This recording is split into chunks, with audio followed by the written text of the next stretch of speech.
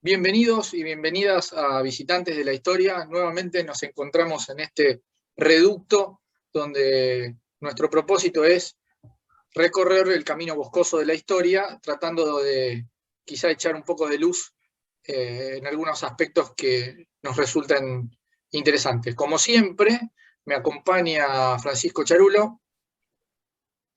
¿Qué tal? Buenas noches a todos. Y Federico Poggi. Buenas noches para todos. Un placer estar acá otra vez.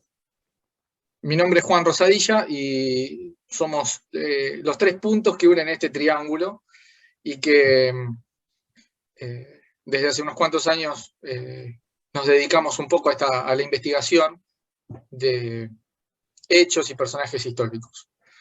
Bueno, hoy no tenemos un tema, sino que tenemos un personaje. ¿No es así, Francisco?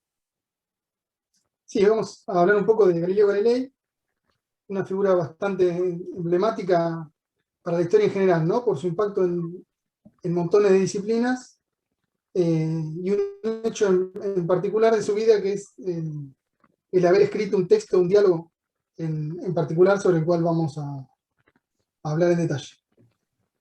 Bueno, perfecto. Si les parece, a menos que tengan alguna acotación en particular, a lo nuestro. Bueno, empezamos.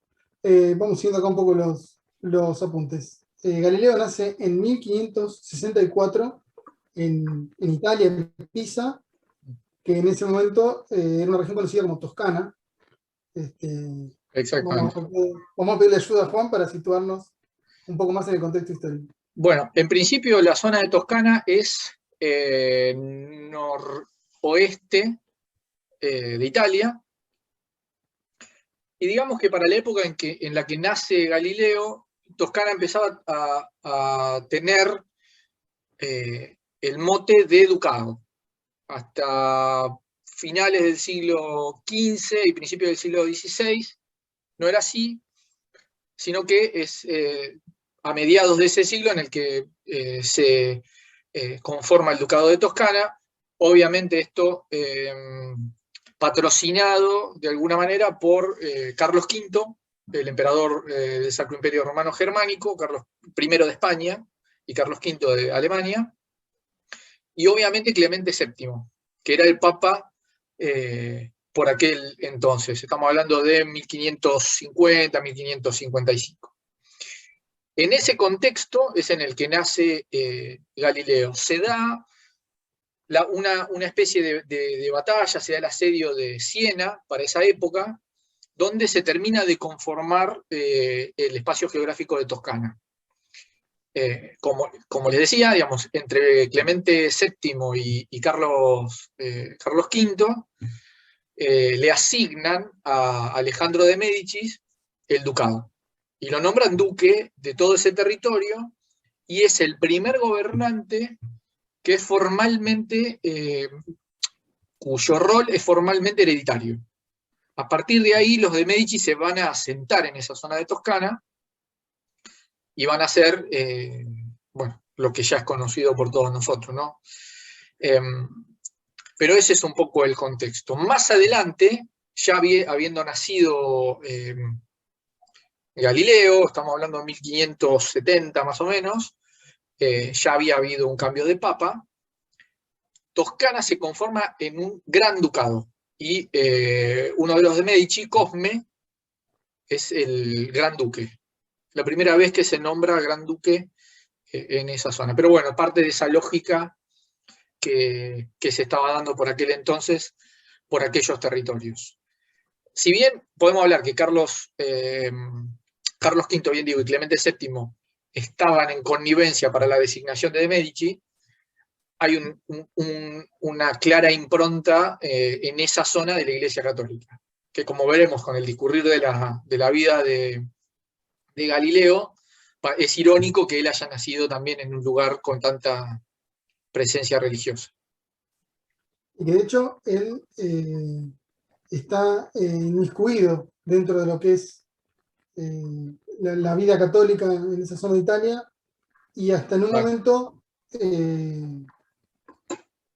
pensó en estudiar y y formar parte de la iglesia, ¿no? Pero eventualmente optó por, su familia en realidad insistió en que tomara una carrera universitaria, estudia medicina, se empieza a interesar por las ciencias y eventualmente empieza a hacer sus propias investigaciones, sus propios trabajos y entra en contacto con los textos de Nicolás Copérnico.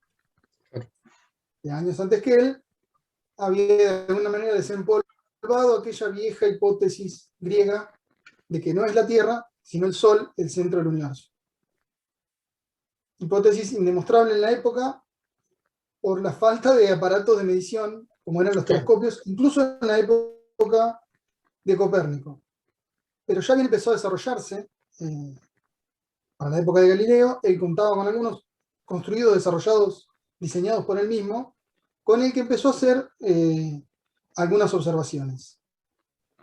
Y estas observaciones y este contacto con los textos de Copérnico lo convencen de que es acertada la llamada postura heliocéntrica, que sostiene que es la Tierra la que orbita alrededor del Sol, ¿no?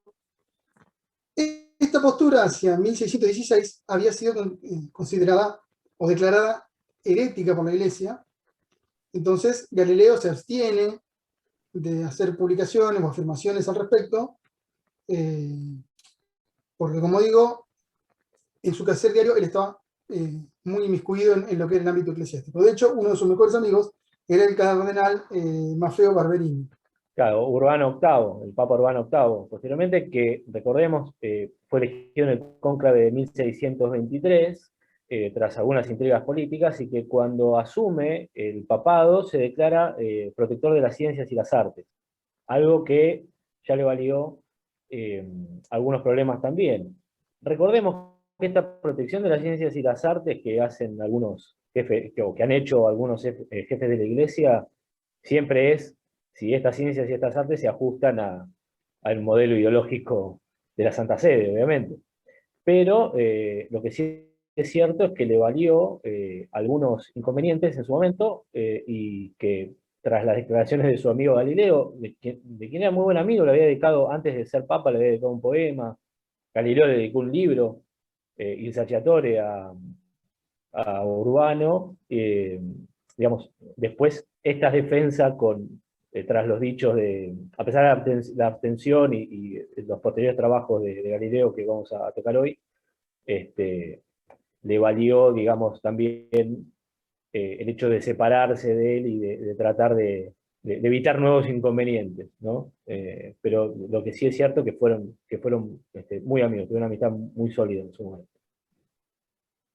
Bueno, eso sería el eje de alguna manera religioso y el político. Hay dos ejes más que terminan de configurar lo que va a ser este evento, que es la publicación del diálogo sobre los principales sistemas del mundo, que es el nombre que le pone Galileo al texto, que son, por un lado, el tema del cisma protestante,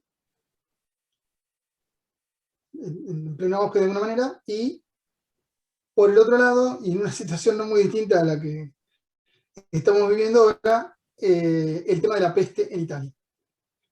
En 1923, Galileo se reúne con el Papa, y el Papa, como comentábamos, le encomienda realizar un texto. Galileo le explica algunas observaciones que había hecho, que habían notado que Venus, que su planeta, tenía fases como la Luna, es decir, que de alguna manera tenía que orbitar el Sol. Le comenta que está convencido de esta postura, por más que haya sido declarada herética, y ahí se produce el primer conflicto, digamos, en el que el Papa le pide un texto en el que exponga estas dos posturas, la geocéntrica y la heliocéntrica, pero de alguna manera en igualdad de condiciones, para que pudiera ser expuesto en las universidades católicas, y también como una demostración, como comentábamos recién, de la relación entre la Iglesia y, en última instancia, la verdad y el desarrollo científico. Bueno,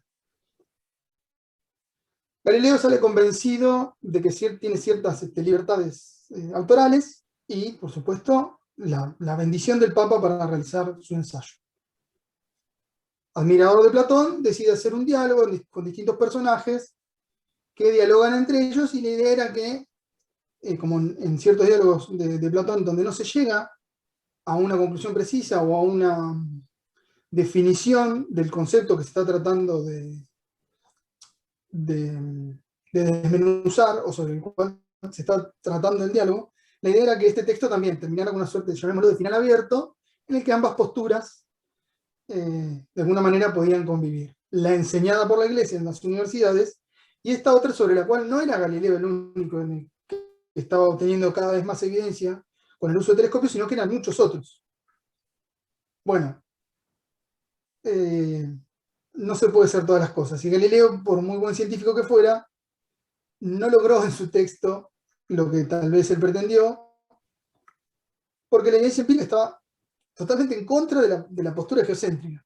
Entonces, cuando uno termina de leer el texto, la postura geocéntrica y los argumentos en favor de esa postura han sido refutados por completo por el personaje que presenta la postura heliocéntrica, cuyos argumentos no han sido refutados ninguno. Y ahí, para cuando él termina el texto, creo que en 1831, 1832, tenía que enviárselo al Papa para su aprobación, por supuesto. Y de nuevo Galileo comete un error y confía en que de ninguna manera el Papa le va a negar la autorización para publicar el texto, porque él mismo se lo pidió, sin entender que quizá lo que le pidieron no fue lo que él produjo. Entendiendo todo esto, manda directamente a hacer las impresiones del texto. En una Italia que está ubicada geográficamente donde está, y que, como decíamos, estaba afectada por la peste, que en aquel momento se podía combatir de dos maneras, generalizando, ¿no? Mediante la cuarentena, y llegado el punto en el que una población, un poblado, un asentamiento del tipo que fuera, ya no hubiera manera de contener la infección, literalmente había ciudades que las prendían fuego. Galileo, preocupado de que quemaran todos sus libros, de lo que consideraba su obra máxima, organizó para que fueran trasladados al norte, tratando como de escapar de la enfermedad.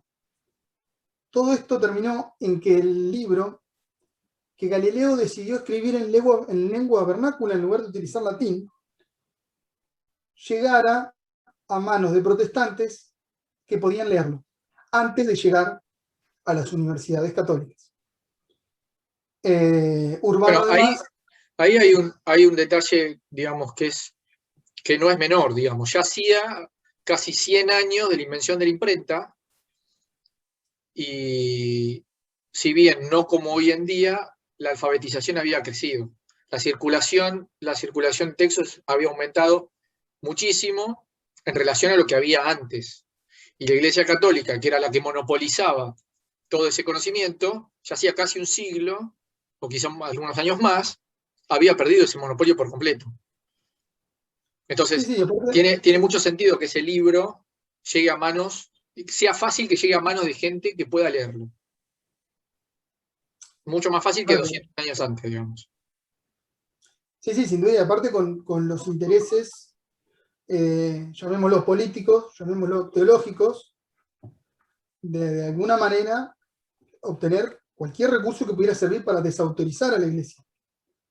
Entonces, el texto, que originalmente se había pretendido que fuera una herramienta más para, de nuevo, hacer esta suerte de relación unívoca entre Iglesia y verdad, se terminó transformando en un argumento en contra en manos de los adversarios de la Iglesia, ¿no? Porque en las universidades católicas se seguía enseñando un modelo geocéntrico que este texto refutaba. No sé si lo comentamos recién, el propio Papa Urbano se había declarado defensor de la idea geocéntrica, entonces empezó a recibir presiones por esta situación que ya había caído o quedado totalmente fuera de su control, y tuvo que de alguna manera soltarle la mano a Galileo. La Inquisición lo fue a buscar a pedirle explicaciones de por qué estaba afirmando algo que era considerado ético por la Iglesia. Porque claro, al no contar con los textos ellos y no haber empezado a instruir con ese texto en las universidades, el mandato de que esa doctrina era considerada herética seguía vigente. Y acá está el gran problema, que es que las observaciones hechas por Galileo y el modelo matemático no eran suficientes en ese momento para demostrar la rotación de la Tierra y su órbita alrededor del Sol. Entonces, Galileo, por supuesto, se negó en todo momento a rechazar sus afirmaciones, porque de nuevo, eran la obra capital de su vida, y eventualmente entendió que había perdido el favor del Papa, que el Papa no podía seguir defendiéndolo o dándole carta blanca, porque nunca lo había hecho en primera instancia, en realidad. Y bueno, de alguna manera ocurre aquella instancia famosa, ¿no?, en la que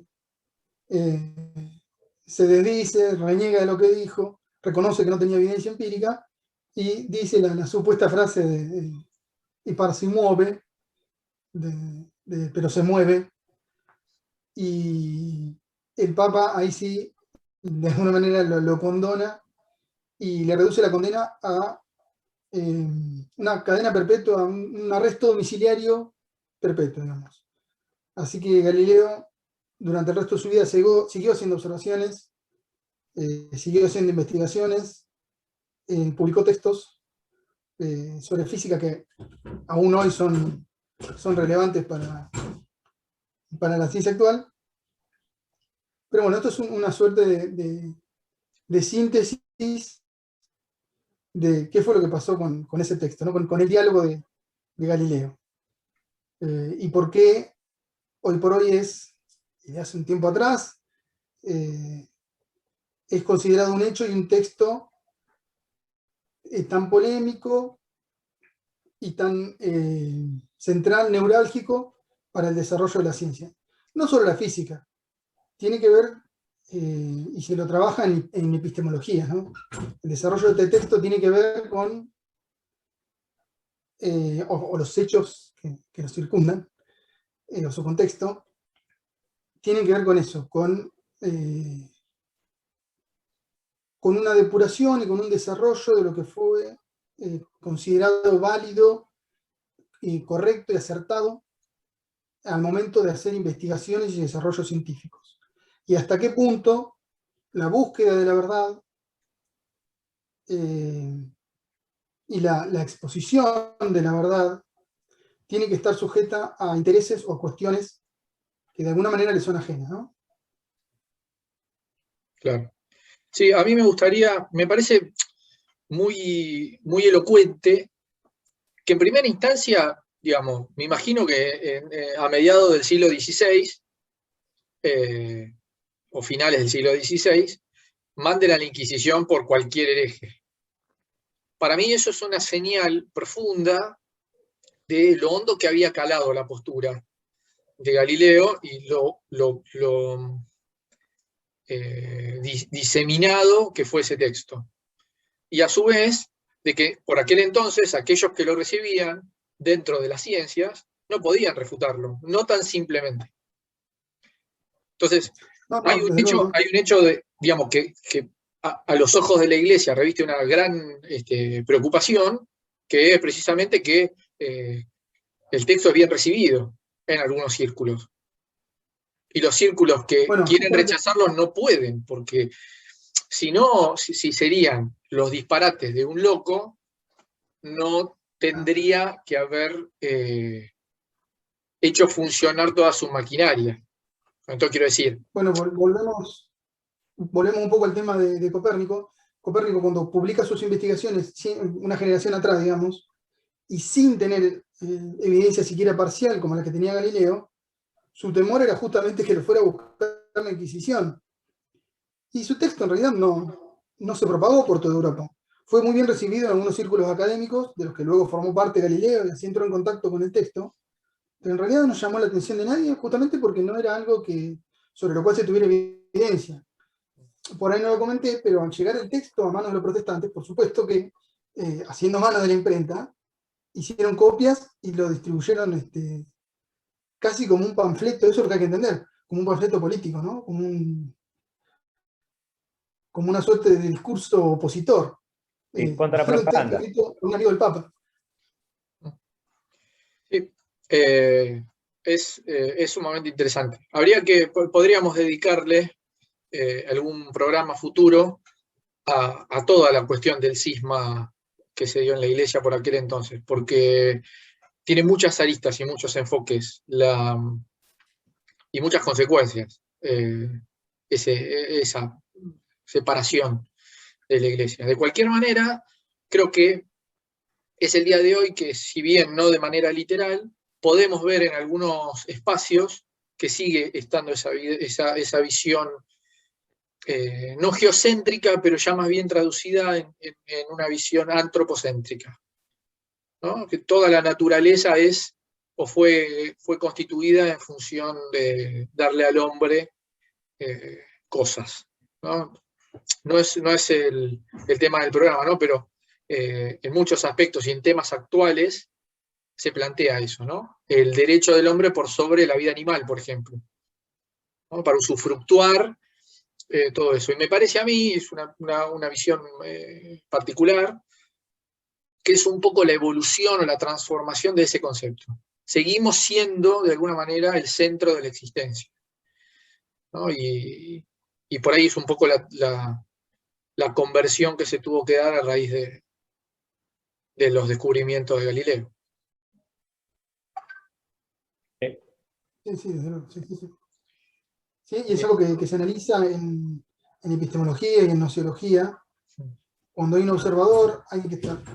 Cualquier persona que esté adquiriendo cualquier tipo de conocimiento, ¿no? Desde un investigador que es un desarrollo, una serie de experimentos, hasta cualquier persona que hace una observación, siquiera casual, sobre su entorno, hay un sujeto que observa y hay una información que le es ajena, ¿no?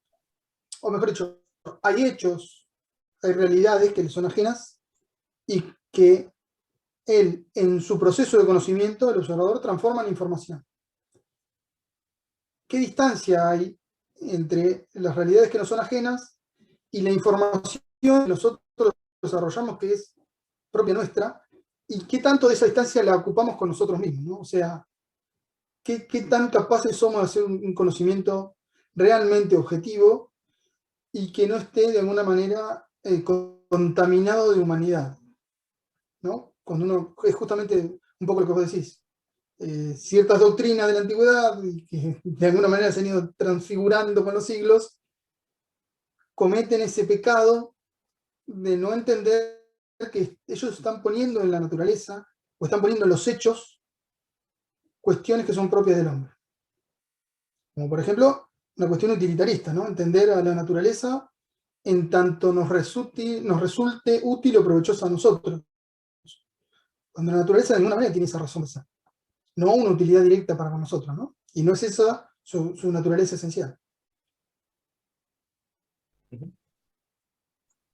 Sí, sí, sin duda. Pero bueno, es algo interesante para retomar y para investigar también, porque, no sé, ahora pensaba en la función del observador en el comportamiento de partículas, ¿no? Y la física nueva, ¿no? Que anda circulando y que muchas veces es como un comodín para justificar cualquier cosa, ¿no? Y no, en mecánica cuántica, Es un cajón desastre. etcétera. Y con Sí, eso sí, se sí. justifica todo, al punto de cosas que uno no puede creer. Pero bueno, el punto es que la ciencia, digamos, los académicos postulan con cierta seriedad que el comportamiento de las partículas no es el mismo habiendo o no habiendo un observador. Yo no estoy en condiciones de refutarlo, pero en principio me parece que hay algún resabio de que nosotros como humanos tenemos una preponderancia exagerada. El planeta Tierra tiene 4.000 millones de años y nosotros muchos, pero muchos menos. De manera que somos una mota de polvo, quizá, en la existencia del universo. Pero insistimos quizá un poco en esa cuestión de antropocéntrica, de decir, no, escúcheme, acá estamos nosotros y esto que nos rodea es nuestro.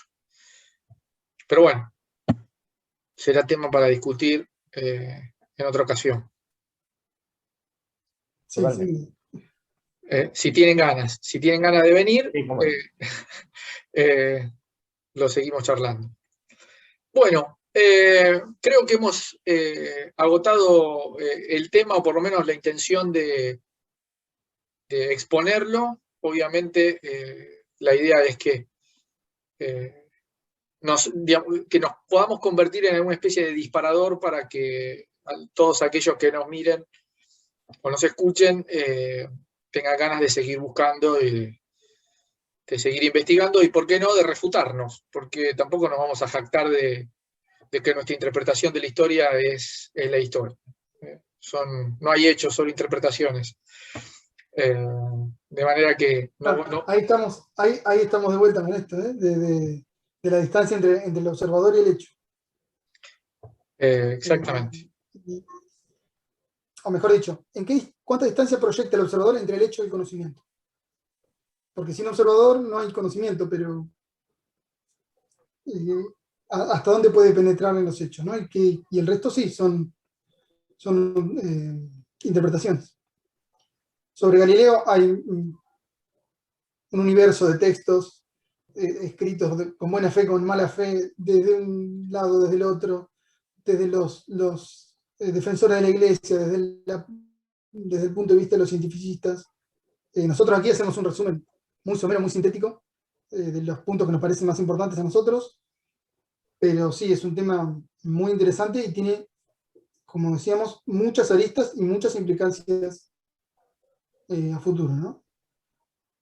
Exacto. Bueno, queda esto picando de la función del lenguaje en todo esto, ¿no? Que en el ejercicio de escritura,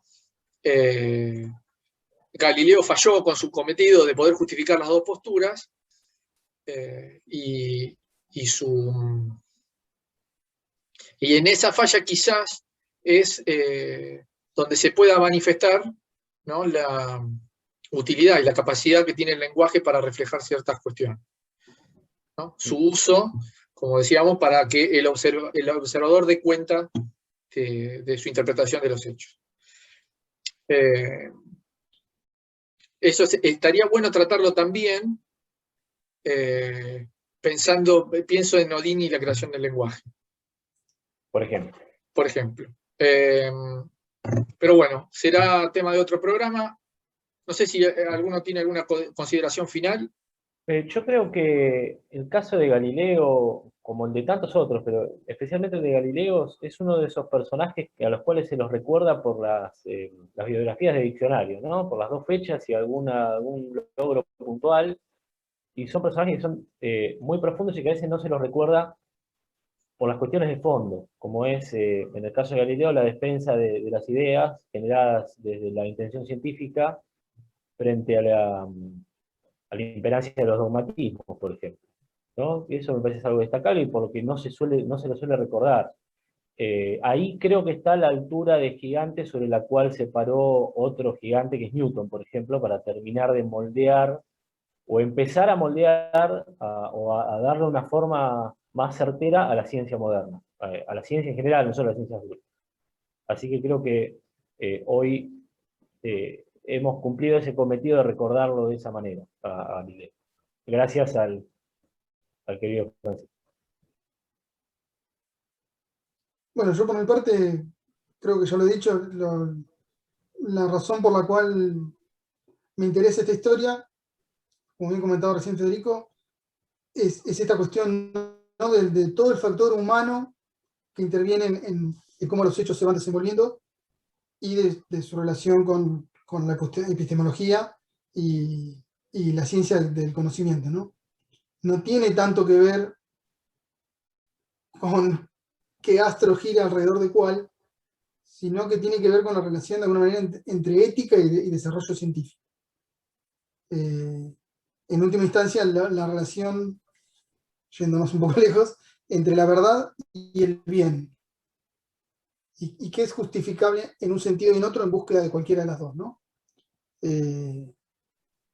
nada, me parece que sí, que la vida de Galileo y esta historia en particular, este hecho central de su vida, es muy rico, como vos decías, como disparador para este tipo de cuestiones en uno mismo, ¿no? Bien, entonces hasta aquí esta emisión de Visitantes de la Historia. Gracias Fede, gracias Fran por Un placer. acompañarme. Un Bueno, gusto. mi nombre es Juan Manuel, no lo digo nunca, pero debo recordarlo. Como siempre, les agradecemos que hayan llegado hasta este punto del video. Suscríbanse a nuestro canal de YouTube, denle like, síganos en nuestras redes sociales. Si les gustó, dejen comentario.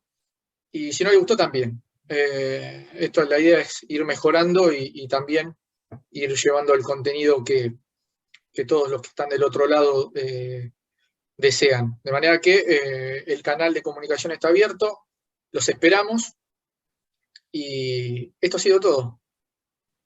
Nos vemos la próxima. Nos vemos la próxima. Hasta la Un abrazo próxima. para todos. Gracias.